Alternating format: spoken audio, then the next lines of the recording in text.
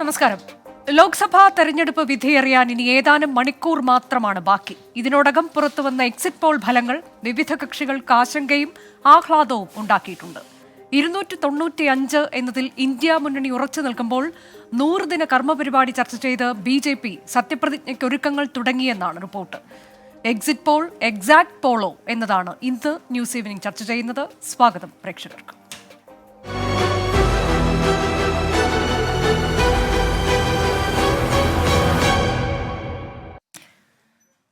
നമുക്കൊപ്പം അതിഥികളായി പങ്കെടുക്കുന്നവർ ശ്രീ A. സജീവൻ, രാഷ്ട്രീയ നിരീക്ഷകൻ, ശ്രീ ഉല്ലാസ് ബാബു, BJPയുടെ പ്രതിനിധി, ശ്രീ ആനന്ദ് കൊച്ചുകുടി, രാഷ്ട്രീയ നിരീക്ഷകൻ എന്നിവരാണ്.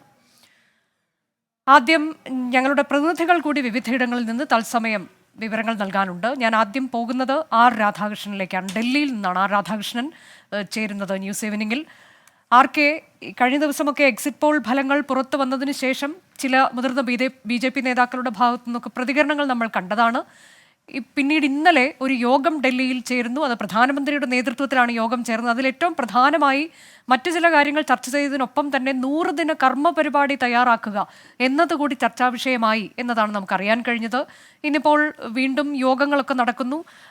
സത്യപ്രതിജ്ഞയ്ക്കുള്ള കാര്യങ്ങളൊക്കെ ചർച്ചയാകുന്നു. ആ തരത്തിലേക്കൊക്കെയുള്ള ഒരുക്കങ്ങൾ അതെങ്ങനെ വേണം എന്നൊക്കെയുള്ളത് ഒരു പരിപാടി വിപുലമായ രീതിയിൽ തന്നെ നടത്തുന്നതിലേക്കൊക്കെ കാര്യങ്ങൾ നീങ്ങുന്നു. അങ്ങനെയുള്ള ആലോചനകൾ നടക്കുന്നു എന്നൊക്കെയുള്ള വിവരങ്ങളാണ് പുറത്തു വരുന്നത്. അപ്പോൾ ആ തരത്തിലേക്ക് എക്സിറ്റ് പോൾ ഫലങ്ങൾ എന്ത് തന്നെ പറഞ്ഞാലും ഇത് ഉറപ്പിച്ച് ഒരു മൂന്നാം മൂഴം നരേന്ദ്രമോദിയുടെ നേതൃത്വത്തിൽ എന്നുള്ളത് NDA BJP ഉറപ്പിച്ചിട്ടുണ്ട് അല്ലേ?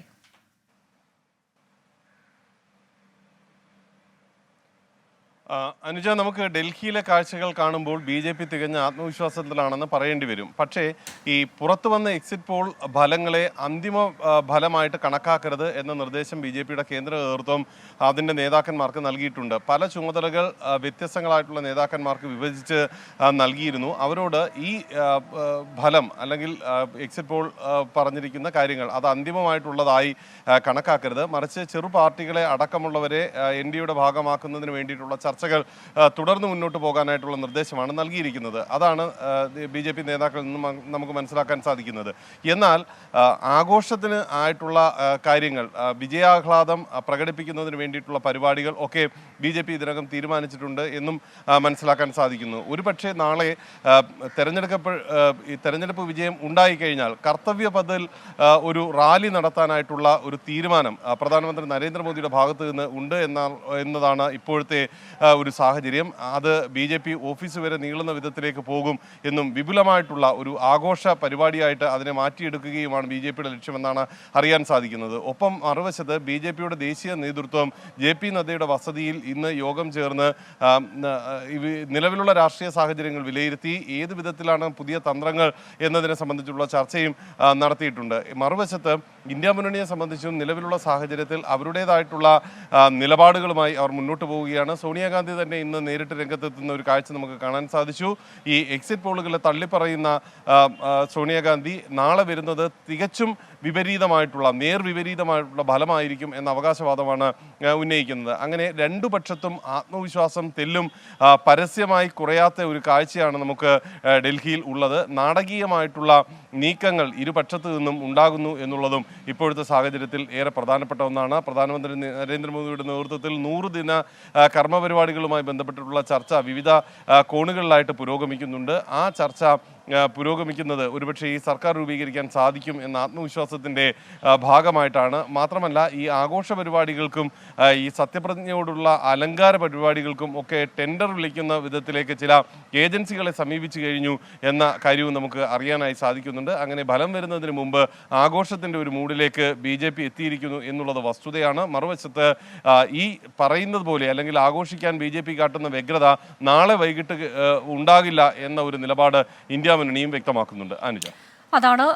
അപ്പോൾ ഇന്ത്യ മുന്നണിയുടെ ഈ ഘട്ടത്തിലെ നിലപാട് എന്ത് എന്നതുകൂടി നമുക്കറിയേണ്ടതുണ്ട്. ബൽറാം നെടുങ്ങാടി അതിന്റെ വിശദാംശങ്ങളുമായി ചേരുന്നു. ബൽറാം, ഇന്ത്യ മുന്നണി ഇതിനു മുൻപ് ഈ എക്സിറ്റ് പോൾ ഫലങ്ങൾ വരുന്നതിന് മുൻപും അവർ ശുഭപ്രതീക്ഷ പങ്കുവച്ചിരുന്നു. അതിനുശേഷം എക്സിറ്റ് പോൾ ഫലങ്ങൾ പുറത്തു വന്നതിന് ശേഷം, അതായത് ഈ അവസാനഘട്ട തെരഞ്ഞെടുപ്പ് പൂർത്തിയായി കഴിയുമ്പോൾ ഒരു യോഗം ചേരുന്നു. അതിൽ 295 സീറ്റ് തങ്ങൾക്ക് ലഭിക്കുമെന്നുള്ള പ്രതീക്ഷ, അതാണ് ആ യോഗത്തിൽ വിലയിരുത്തലായി ഉണ്ടായത്. പിന്നീട് മല്ലികാർജ്ജുൻ ഖർഗെ മാധ്യമങ്ങളുമായി പങ്കുവച്ചു. പിന്നീടാണ് എക്സിറ്റ് പോൾ ഫലങ്ങൾ വരുന്നത്. അതിനുശേഷവും അവർ അതേ കണക്കിൽ ഉറച്ചു നിൽക്കുകയാണ്. ഒരു ഘട്ടത്തിൽ ഒരു ഭൂരിപക്ഷത്തിലേക്ക് എത്താൻ കഴിഞ്ഞില്ല എന്നുണ്ടെങ്കിൽ അതിനനുസരിച്ച് അവർ ഏത് തരത്തിലേക്ക് സഖ്യങ്ങൾ ഉണ്ടാക്കാൻ പറ്റുമെന്നൊക്കെയുള്ളത് തീരുമാനിക്കും. എന്നിട്ടൊരു സർക്കാർ രൂപീകരണം, അങ്ങനെ ഒരു പ്രത്യാശയിൽ തന്നെയാണോ ഇപ്പോഴും?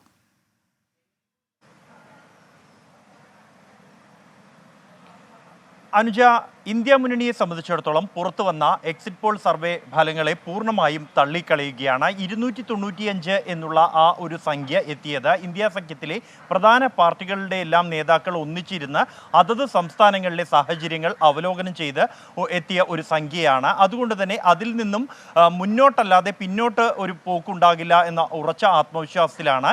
ഈ എക്സിറ്റ് പോൾ സർവേകൾ വരുന്നതിന് മുമ്പായി തന്നെ ഇക്കാര്യത്തിൽ കോൺഗ്രസ് ആദ്യഘട്ടത്തിൽ തന്നെ നിലപാട് വ്യക്തമാക്കുകയും ഈ ചർച്ചകളിൽ പോലും പങ്കെടുക്കേണ്ട എന്ന നിലപാട് എടുക്കുകയും ചെയ്തിരുന്നു. അത് BJPക്ക് അനുകൂലമായ തരത്തിൽ തന്നെയായിരിക്കും ഈ സർവേകൾ വരിക എന്നും ഒരു നിലപാടാണ് കോൺഗ്രസ് വിശദീകരിച്ചത്. പിന്നീട് ചർച്ചകളിൽ പങ്കെടുക്കാൻ തിരുത്തിയെങ്കിലും എക്സിറ്റ് പോൾ സർവേകളെ സംബന്ധിച്ചുള്ള അഭിപ്രായം മാറ്റാൻ ഇന്ത്യ സഖ്യത്തിലെ ഒരു പാർട്ടിയും തയ്യാറായിട്ടില്ല.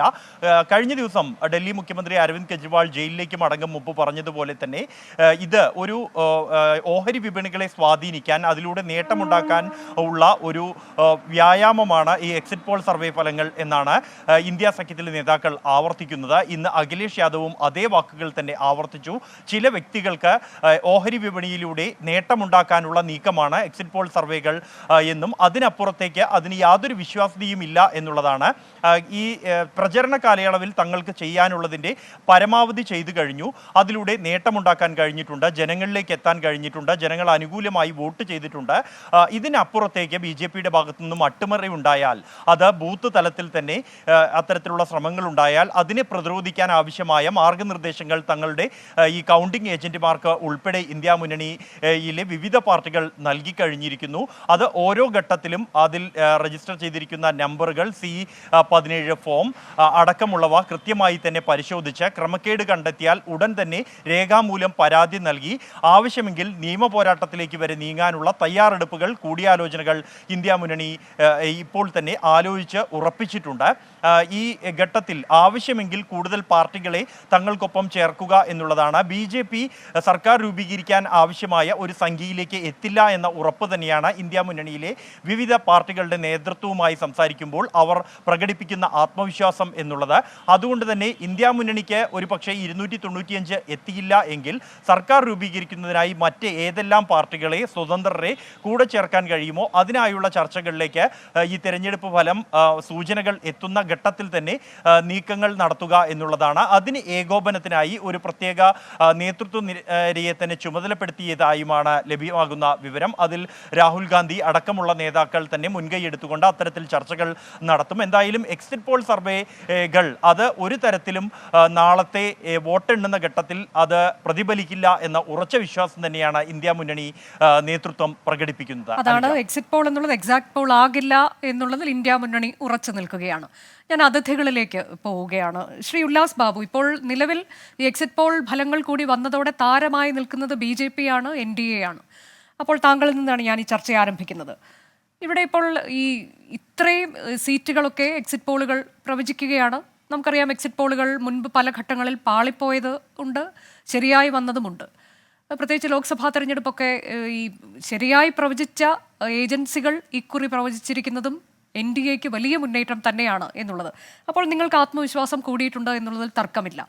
ഇതൊരു മോദി ഫാക്ടർ എന്നുള്ളത് തന്നെ ഇത്തവണയും വർക്ക് ചെയ്തിട്ടുണ്ട് എന്നതാണോ? നിങ്ങൾ ഇപ്പോഴത്തെ ഈ എക്സിറ്റ് പോളിൻ്റെ അടിസ്ഥാനത്തിലുള്ള ചർച്ചയാണല്ലോ നമ്മൾ നടത്തുന്നത്. അപ്പോൾ മോദി ഫാക്ടർ എന്നുള്ളത് വളരെ പ്രധാനപ്പെട്ട ഒരു ഘടകമായി മാറിയിട്ടുണ്ടോ? അനുജ, ഇതിന് വളരെ വ്യക്തമാണ്. BJP എക്സിറ്റ് പോൾ എന്നുള്ളതിൽ മാത്രമല്ല ഞങ്ങളുടെ വിജയ പ്രതീക്ഷയും ഞങ്ങൾ 400 സീറ്റിലേക്ക് മുന്നോട്ട് പോകുമെന്നുള്ളതുള്ള ഉറപ്പും ഞങ്ങൾ കാലമായിട്ട് മാസങ്ങൾ മുമ്പ് തന്നെ ഞങ്ങളുടെ ക്യാമ്പയിൻ ആരംഭിക്കുന്ന സമയത്ത് തന്നെ ഞങ്ങൾ വ്യക്തമാക്കിയിരുന്നു, ഇത്തവണ 400 സീറ്റുകൾ ഞങ്ങൾ വിജയിക്കും. കാരണം എന്താണ്? ഞങ്ങൾ നടത്തി വിഷൻ ടു റിയാലിറ്റി എന്ന് പറയപ്പെടുന്ന വലിയ കോൺസെപ്റ്റ് വെച്ച് ഞങ്ങൾ ഇന്ത്യ മഹാരാജ്യത്ത് 10 വർഷക്കാലം നടത്തിയിട്ടുള്ള വിവിധ പദ്ധതികൾ അത് ജനങ്ങളോടാണ് ഞങ്ങൾ സംവദിച്ചത്.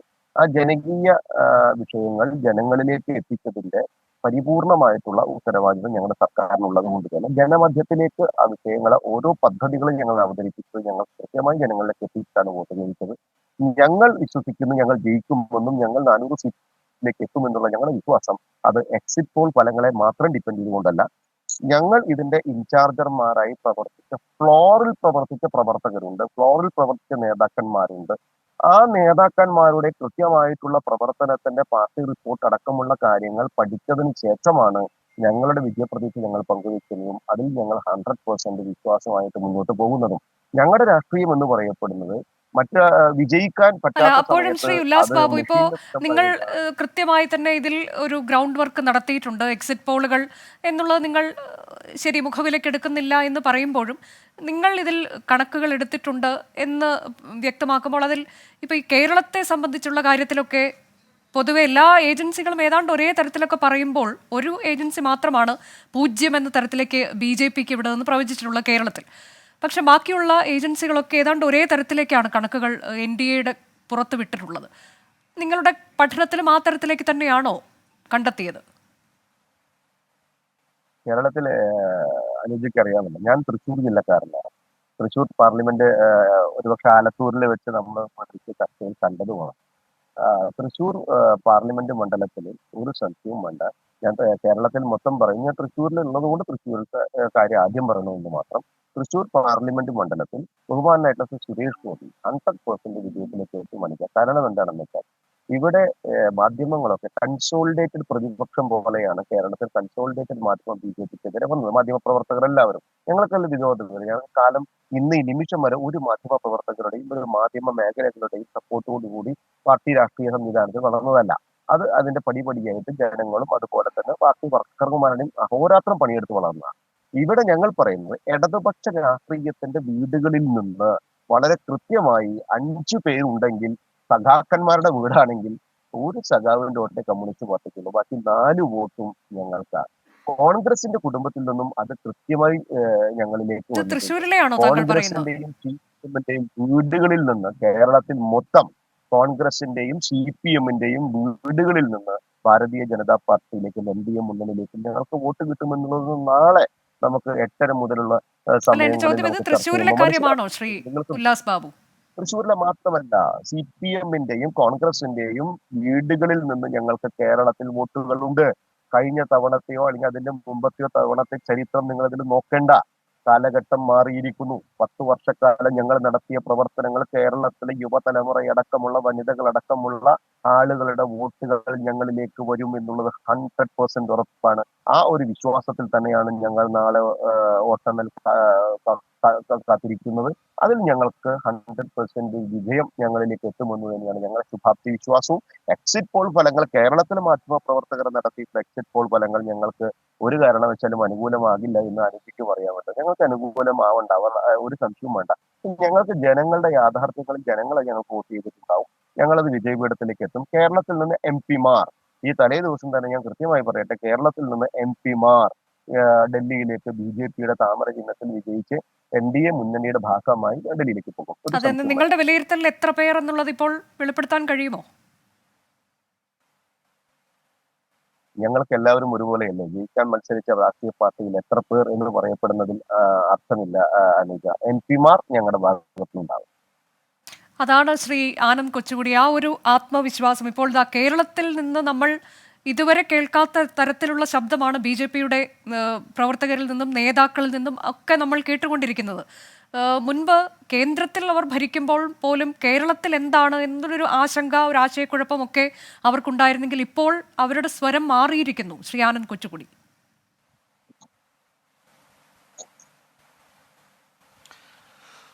അവരുടെ സ്വരം മാറിയിരിക്കുന്നു. അവർക്ക് ഇവിടെ മാധ്യമങ്ങളുടെ പിന്തുണയില്ല എന്ന് ശ്രീ ഉല്ലാസ് ബാബു പറയുന്നുണ്ട്. പക്ഷേ ഇവിടെ ചില യൂട്യൂബ് ചാനലുകളൊക്കെ ഇപ്പോൾ BJPക്ക് വേണ്ടി പണിയെടുക്കുന്നുണ്ട്. ഇപ്പോൾ തിരുവനന്തപുരത്ത് ഞാൻ രാജീവ് ചന്ദ്രശേഖറിനെ ഇൻ്റർവ്യൂ ചെയ്യാൻ പോയപ്പോൾ അവിടെ ഞാൻ പരിചയപ്പെട്ട ചില യൂട്യൂബ് ചാനലുകാർ പറഞ്ഞത് അവർക്കൊരു വീഡിയോയ്ക്ക് ഇത്ര രൂപ വെച്ച് കിട്ടും എന്നാണ്. അപ്പോൾ അങ്ങനെയൊക്കെ ഇവിടെ BJP പലതരത്തിലുള്ള നീക്കങ്ങൾ നടത്തുന്നുണ്ട്. അത് ഇല്ല, അല്ലെങ്കിൽ ഇവിടുത്തെ പഴയ എന്താ പറയുന്നത്, ഇവിടുത്തെ ട്രഡീഷണൽ മാധ്യമ ഇക്കോസിസ്റ്റം BJPക്ക് എതിരാണ് അല്ലെങ്കിൽ BJP അനുകൂലമല്ല എന്ന് പറയുന്നത് ഞാൻ അംഗീകരിക്കാം. പക്ഷേ ഇന്നിപ്പോൾ ഒരു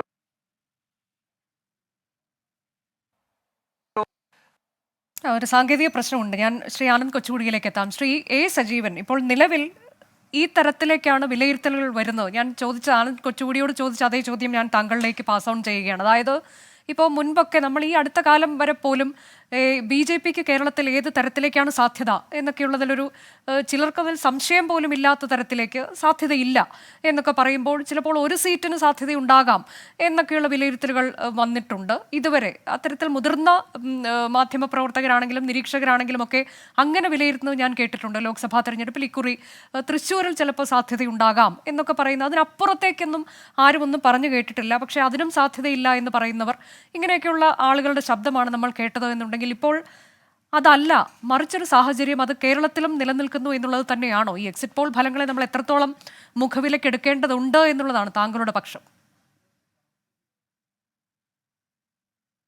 അല്ല, താങ്കൾ നേരത്തെ പറഞ്ഞതുപോലെ എക്സിറ്റ് പോൾ ഫലങ്ങൾ പൂർണ്ണമായിട്ടും ശരിയാവണമെന്നില്ല. എല്ലാ കാലത്തും തെറ്റിയിട്ടുണ്ട്. പക്ഷേ ഇവിടെ ഉല്ലാസ് ബാബു അവകാശപ്പെട്ട പോലെ അദ്ദേഹം പറഞ്ഞത് 5 വോട്ടുള്ള സ്ഥലത്ത് വീടുകളാണെങ്കിൽ അത് UDFന്റെ ആയാലും LDFന്റെ ആയാലും 4 വോട്ടും ഞങ്ങൾക്ക് വരുന്ന രീതിയിലാണെന്ന് പറഞ്ഞാൽ അവർക്ക് 20-20 കിട്ടണം. അങ്ങനെയൊക്കെ സങ്കല്പിക്കാനും മറ്റും അവർക്ക് പറ്റും. അത് നല്ല കാര്യമാണ്. പക്ഷേ ഒരു കാര്യം നമ്മൾ സമ്മതിക്കാതിരിക്കാൻ പറ്റില്ല. കാരണം കഴിഞ്ഞ തവണ 2019 തെരഞ്ഞെടുപ്പിൽ നമ്മളെല്ലാവരും പ്രതീക്ഷിച്ചതിനേക്കാൾ കൂടുതൽ വോട്ട്, എവിടെ UDFനാണ് 19 സീറ്റ് കിട്ടിയെങ്കിൽ പോലും കൂടുതൽ വോട്ട് നേടാൻ, വോട്ട് ഷെയറിന്റെ കാര്യത്തിൽ വലിയ വർധനമുണ്ടാക്കാൻ BJPക്ക് കഴിഞ്ഞിട്ടുണ്ട്. പ്രത്യേകിച്ച് തിരുവനന്തപുരത്ത് 2ാം സ്ഥാനത്താണ് അവരുണ്ടായിരുന്നത്. തിരുവനന്തപുരത്ത് കഴിഞ്ഞ തവണ ശരിക്കും ജയിക്കുമായിരുന്നു. മൂന്ന് മുന്നണികൾ ഒരേപോലെയാണ് പോരാടിയതെങ്കിൽ ജയിക്കുമായിരുന്ന സ്ഥലമാണ്. അവിടെ LDFന് വളരെ വോട്ട് കുറഞ്ഞു. ആ വോട്ട് കുറഞ്ഞത് ബോധപൂർവ്വം LDF വോട്ട് അങ്ങോട്ടേക്ക് മറിച്ചു കൊടുത്തുകൊണ്ടോ അല്ലെങ്കിൽ LDFന് വോട്ട് കിട്ടാതായതുകൊണ്ടോ അല്ല. അവിടെ പ്രശ്നം എന്ന് പറയുന്നത് ഒരു ക്രോസ് വോട്ടിംഗ് രീതിയുണ്ട്. അത് പണ്ട് കാലം മുതൽ തന്നെ മഞ്ചേശ്വരം, കാസർഗോഡ് നിയമസഭാ മണ്ഡലങ്ങളിൽ പതിവായിട്ട് നടക്കുന്ന ഒന്നാണത്. ക്രോസ് വോട്ടിംഗ് വരും. അവിടെ BJPക്ക് വളരെ ശക്തിയുള്ള സ്ഥലമാണ്, അവർക്ക് ജയിക്കാമായിരുന്ന സ്ഥലമാണ്. പക്ഷേ അവിടെ ക്രോസ് വോട്ടിംഗ് നടക്കും. അത് BJP പേടി കൊണ്ടാണ്. ഒരു തവണ മാത്രമാണ് O രാജഗോപാൽ നേമത്ത് മത്സരിച്ചപ്പോൾ അത്തരം ഒരു രീതിയില്ലാതെ 3 മുന്നണികളും ശക്തമായ രീതിയിൽ മത്സരിച്ചു. ആളുകൾക്ക് അങ്ങനെ ഒരു BJP ജയിക്കുമെന്നുള്ള ഭയമുണ്ടായിരുന്നില്ല. പക്ഷെ സംഭവിച്ച് O രാജഗോപാൽ ജയിച്ചു. അതിനുശേഷം ഈ ഒരു ക്രോസ് വോട്ടിംഗ് രീതി കഴിഞ്ഞ തെരഞ്ഞെടുപ്പിൽ ഉൾപ്പെടുത്തി. കഴിഞ്ഞ തെരഞ്ഞെടുപ്പിൽ തീർച്ചയായിട്ടും ഇവിടെ NDAക്ക് അല്ലെങ്കിൽ BJPക്ക് ജയം ഉറപ്പായ ഒരു സ്ഥലമായിരുന്നു തിരുവനന്തപുരം. പക്ഷെ അതുണ്ടായി. അതേപോലെ നമ്മൾ കാണേണ്ടത് സാധ്യതയുണ്ട്. ഇപ്പോൾ എക്സിറ്റ് പോൾ ഫലങ്ങളിൽ പറയുന്ന പോലെ ഒരു സീറ്റ് അല്ലെങ്കിൽ 2 സീറ്റ് എന്നൊക്കെ പറയുന്നത് ഇത് വളരെ സാധ്യത കൂടിയ സ്ഥലങ്ങൾ തന്നെയാണ്. പക്ഷെ അവിടെ ന്യൂനപക്ഷ വോട്ടുകൾക്കുള്ള BJP പേടി അത് ആരും പറയാതെ 0-3 അല്ലെങ്കിൽ 0-1 എന്നൊന്നും പോലുമല്ല, 1-3 എന്നാണ് പറയുന്നത്. അതായത് ഒരു സീറ്റ് ഉറപ്പാണ് എന്നുള്ളതാണ്. അതെ, ഒരു സീറ്റ് ഉറപ്പാണെന്ന് പറയാമെന്ന് ഞാൻ പറഞ്ഞത്. തിരുവനന്തപുരത്ത് കഴിഞ്ഞ തവണ ഉണ്ടാകുമല്ലോ. ഇപ്പോൾ രാജീവ് ചന്ദ്രശേഖരൻ നന്നായി നിൽക്കും. മാത്രമല്ല നമ്മൾ കാണേണ്ടത് ഇന്ത്യയിൽ ആദ്യമായിട്ട് ഈ തെരഞ്ഞെടുപ്പ് കമ്മീഷൻ തെരഞ്ഞെടുപ്പ് തീയതി പ്രഖ്യാപിക്കുന്നതിനൊക്കെ എത്രയോ മുമ്പ്, ആഴ്ചകൾക്ക് മുമ്പ് ആദ്യമായിട്ട് നരേന്ദ്രമോദിയാണ്, പ്രധാനമന്ത്രിയാണ് ഈ തെരഞ്ഞെടുപ്പ് പ്രചരണത്തിന്റെ തുടക്കം കുറിച്ചത്. അത് തൃശ്ശൂരിലായിരുന്നു. അതിനു മുമ്പേ 2022-ലും 2023-ലും BJPയുടെ ദേശീയ നിർവാഹക സമിതി യോഗം ചേർന്നിട്ട് അന്ന് തീരുമാനിച്ച 2022 തീരുമാനം എന്ന് പറയുന്നത് കേരളം ഉൾപ്പെടെയുള്ള 5 സംസ്ഥാനങ്ങളിൽ പിടിമുറുക്കണം എന്നുള്ളതായിരുന്നു. അതേ കാര്യം 2023-ൽ പറഞ്ഞതിന് 2019 കാലത്ത് ഒന്നും പറഞ്ഞിട്ടില്ല. അപ്പോൾ അവരുടെ ശ്രദ്ധ പൂർണ്ണമായിട്ട് ഇവിടേക്ക് വന്നിട്ടുണ്ട് എന്നുള്ള കാര്യത്തിൽ സംശയമില്ല. മാത്രമല്ല വേറൊരു കാര്യമുള്ളത്, നമ്മൾ ഈ ഒന്നൊക്കെ പറയാനുള്ള കാര്യം, ഇവിടെ LDFും UDFും മൊത്തം ഇന്ത്യ മുന്നണി ദേശീയ തലത്തിൽ ചെയ്ത ഒരു വിഡ്ഢിത്തം എന്ന് പറയുന്ന പോലെ അത് ഇവിടെ ഉണ്ടായി. ഇവിടെ LDFും UDFും പരസ്പരം ചെളിവാരി എറിയുന്ന, പരസ്പരം ശത്രുതയോട് കൂടിയിട്ട് ഭീകരമായിട്ട് പോരാടുകയായിരുന്നു. അവരുടെ ഈ പോരാട്ടത്തിലൂടെ രണ്ടുപേരെയും തുറന്നു കാണിക്കുന്ന ഒരവസ്ഥ ഉണ്ടായപ്പോൾ സ്വാഭാവികമായിട്ടും നേരത്തെ ഉല്ലാസ് പറഞ്ഞതിൻ്റെ ഒരു ഘട്ടം ആൾക്ക് തോന്നും ഇവർ രണ്ടുപേരും ഇങ്ങനെയാണെങ്കിൽ മൂന്നാമത് ഒന്ന് ചിന്തിക്കാനുള്ള സാധ്യതയുണ്ട്. അപ്പോൾ ഒന്ന് എന്നൊക്കെ പറയുന്നത് നമുക്ക് തള്ളിക്കളയാൻ പറ്റില്ല, ഒന്നോ രണ്ടോ ഒക്കെ തള്ളിക്കളയാൻ പറ്റില്ല. പക്ഷേ ഒരു ക്രോസ് വോട്ടിംഗ് സാധ്യത മാത്രമാണ് അതിനെ 0-ലേക്ക് കൊണ്ടുപോകാനുള്ളത്. അങ്ങനെ ക്രോസ് വോട്ടിങ്ങിനെ അതിജീവിക്കാൻ കഴിയുമെങ്കിൽ BJPക്ക് 1-2 സീറ്റ് ഇവിടെ കിട്ടാനുള്ള സാധ്യത ഞാൻ കാണുന്നുണ്ട്. അതാണ് താങ്കളുടെ വിലയിരുത്തൽ. എക്സിറ്റ് പോളുകൾ പുറത്തു വന്നതിന് ശേഷം പലതരത്തിലുള്ള വിലയിരുത്തലുകൾ പുറത്തോട്ട് വരുന്നുണ്ട്. ഇപ്പോൾ നമ്മൾ മഹാരാഷ്ട്രയിലേക്ക് കൂടി പോവുകയാണ്. ശ്രീനാഥ് ചന്ദ്രൻ ഞങ്ങളുടെ പ്രതിനിധി തത്സമയം ചേരുന്നുണ്ട്. ശ്രീനാഥ്, മഹാരാഷ്ട്ര എന്നുള്ളത് വളരെ പ്രധാനപ്പെട്ട ഒരു സംസ്ഥാനമാണെന്ന് നമുക്കറിയാം. അതിൽ പല ഘടകങ്ങൾ അവിടെയുണ്ട്. ഇക്കുറി കഴിഞ്ഞ തവണത്തേതിൽ നിന്ന് വളരെ വ്യത്യസ്തമായി ശിവസേനയുടെ പിളർപ്പുണ്ട്, NCPയുടെ പിളർപ്പുണ്ട്. അതൊരു കുടുംബത്തിൽ തന്നെ പിളർപ്പ് എന്ന തരത്തിലേക്ക് ശരത് പവാറിന് അതൊരു തിരിച്ചടിയാകുന്നു. അപ്പോൾ ശരത് പവാറിനൊരു അനുകൂലമായൊരു സിമ്പതി വേവ് അവിടെ ഉണ്ടായിട്ടുണ്ടോ എന്നൊക്കെയുള്ള ചോദ്യങ്ങൾ ഉണ്ടായിരുന്നു. ശിവസേന, യഥാർത്ഥ ശിവസേന ആര് എന്നുള്ളത് അതിലെന്ത് തീരുമാനമെടുക്കും എന്ന ചോദ്യമുണ്ടായിരുന്നു. പക്ഷേ എക്സിറ്റ് പോളുകൾ വരുമ്പോഴും അവിടെ NDAക്ക് തന്നെ BJPക്ക് മേൽക്കൈയുണ്ട്. എന്നാൽ കഴിഞ്ഞ തവണത്തെ അത്ര മേൽക്കൈ ഇല്ല എന്ന തരത്തിലേക്കാണ് എക്സിറ്റ് പോൾ ഫലങ്ങൾ പുറത്തു വന്നിട്ടുള്ളത്. മറ്റുള്ള ശിവസേനയ്ക്കൊക്കെ തീർച്ചയായും ആശ്വസിക്കാൻ വകയുണ്ട് എന്ന തരത്തിലേക്കും വരുമ്പോൾ നമ്മൾ എത്രത്തോളം പ്രധാനപ്പെട്ടതായി ആണ് ഈ മഹാരാഷ്ട്രയിലെ തെരഞ്ഞെടുപ്പ് ഫലത്തെ കാണേണ്ടത്? അനുജ, UP കഴിഞ്ഞാൽ ഏറ്റവും അധികം MP മാർ വരുന്ന സംസ്ഥാനമാണ് മഹാരാഷ്ട്ര. അതുകൊണ്ട് മഹാരാഷ്ട്രയിൽ നിന്ന് പരമാവധി പേരെ വിജയിപ്പിക്കേണ്ടത് മുന്നണികളെ സംബന്ധിച്ചിടത്തോളം പ്രധാനമാണ്. 2019 BJPക്ക് വലിയ മേൽക്കൈ ഉണ്ടായിരുന്ന ഒരു മേഖലയാണ് മഹാരാഷ്ട്ര. അതിനുള്ള പ്രധാനപ്പെട്ട ഒരു കാരണം അന്ന് ശിവസേന കൂടി ഒപ്പം ഉണ്ടായിരുന്നു. ശിവസേന 18 സീറ്റുകൾ വിജയിച്ചു, BJP 23 വിജയിച്ചു. അങ്ങനെ ആകെയുള്ള 48-ൽ 41 അവർക്ക് നേടാൻ കഴിഞ്ഞു. ഇത്തവണ പക്ഷേ കാര്യങ്ങൾ വ്യത്യസ്തമാണ്. ശിവസേന മുന്നണി വിട്ടുപോയി കോൺഗ്രസിനൊപ്പം ഒരു സർക്കാർ ഉണ്ടാക്കി, പിന്നീട് അവരെ പിളർത്തി. NCPയിലും ഒരു പിളർപ്പുണ്ടാക്കി, അവരെയും ഒപ്പം എത്തിച്ചു. പക്ഷേ എന്നാൽ പോലും 2019 ഒരു സംഖ്യയിലേക്ക് BJPക്ക് എത്താൻ കഴിയില്ല എന്നതാണ് എക്സിറ്റ് പോളുകളുടെ ഒരു ആകെത്തുക. എന്നാൽ പോലും സംസ്ഥാനത്ത് വലിയ ശക്തിയായി BJP നിലനിൽക്കും എന്ന് പറയുന്നു. അങ്ങനെ വന്നു കഴിഞ്ഞാൽ ആ മുന്നണിക്കകത്ത് നിലനിൽക്കുന്ന പാർട്ടികളായ ശിവസേന ഷിൻഡെ വിഭാഗത്തിനും NCP അജിത് പവാർ വിഭാഗത്തിനും മുന്നോട്ടുള്ള പോക്ക് അല്പം ദുഷ്കരമാകും. മുഖ്യമന്ത്രി പദത്തിലടക്കം ഒരുപക്ഷെ ആ തരത്തിലൊരു തെരഞ്ഞെടുപ്പ് ഫലം വന്നാൽ ഷിൻഡെ വിഭാഗത്തിന് വലിയ ക്ഷീണമുണ്ടായാൽ അത് അവർക്ക് തിരിച്ചടിയാകും. മുഖ്യമന്ത്രി പദത്തിലടക്കം മാറ്റം പ്രതീക്ഷിക്കാം. നിയമസഭാ തെരഞ്ഞെടുപ്പ് വരാനിരിക്കുന്ന സംസ്ഥാനം എന്നുള്ള നിലയ്ക്ക് അതീവ പ്രാധാന്യമുണ്ട്. മറുവശത്ത് കോൺഗ്രസ് ക്യാമ്പിൽ വലിയ ഒരു ആശ്വാസം ഈ ഘട്ടത്തിൽ എക്സിറ്റ് പോൾ ഫലങ്ങൾ വരുമ്പോൾ കാണാനുണ്ട്. അതിനുള്ള പ്രധാനപ്പെട്ട കാരണം 2019 ഒരൊറ്റ സീറ്റിലേക്ക് ഒതുങ്ങിപ്പോയിരുന്നു കോൺഗ്രസ്. അതിൽ നിന്ന് മെച്ചപ്പെട്ട ഒരു പ്രകടനം എല്ലാ എക്സിറ്റ് പോളുകളും പ്രവചിക്കുന്നുണ്ട്. അതോടൊപ്പം തന്നെ അവർക്കൊപ്പമുള്ള ശിവസേന ഉദ്ധവ് വിഭാഗം, NCPയിലെ ശരത് പവാർ വിഭാഗം, ഈ രണ്ട് പാർട്ടികൾക്കും ഒരു മെച്ചപ്പെട്ട പ്രകടനം അവർക്ക് എതിരായി നിൽക്കുന്ന അവരുടെ മറുവിഭാഗത്തെക്കാൾ ഉണ്ടാകും എന്നുള്ള ഒരു നിഗമനം കൂടി, വിലയിരുത്തൽ കൂടി പൊതുവെ ഉണ്ടാവുന്ന ഒരു സാഹചര്യത്തിൽ ഒരു മേൽക്കൈ തെരഞ്ഞെടുപ്പിൽ ഇല്ലെങ്കിൽ പോലും 48 സീറ്റുള്ള സംസ്ഥാനത്ത് BJPയെ നിയന്ത്രിച്ചു നിർത്താൻ കഴിഞ്ഞു എന്നൊരു ആശ്വാസം ആ മുന്നണിക്കും ഉണ്ടാകും. ഏതായാലും ഈ ആത്മവിശ്വാസത്തിലാണ് ഇരു ക്യാമ്പുകളും മുന്നോട്ട് പോകുന്നത്. തെരഞ്ഞെടുപ്പ് ഫലം വന്നാൽ മാത്രമേ എന്താകും സ്ഥിതി എന്നുള്ള കാര്യം അറിയൂ. തെരഞ്ഞെടുപ്പ് പ്രചാരണ കാലത്ത് വലിയ ഒരു പോരാട്ടം ഗ്രൗണ്ടിൽ നടക്കുന്നുണ്ട് എന്ന സൂചന ഇരു മുന്നണികളും ഉണ്ടാക്കിയതാണ്. അതാണ് മഹാരാഷ്ട്രയിൽ നിന്നുള്ള വിലയിരുത്തൽ. ഞാൻ തിരികെ അതിഥികളിലേക്ക് പോവുകയാണ്. ശ്രീ ആനന്ദ് കൊച്ചുകൂടി, നേരത്തെ താങ്കൾ കുറച്ച് പറഞ്ഞു കഴിഞ്ഞപ്പോഴേക്കാണ് ഒരു സാങ്കേതിക പ്രശ്നം. താങ്കൾക്കത് പറഞ്ഞു പൂർത്തിയാക്കാം.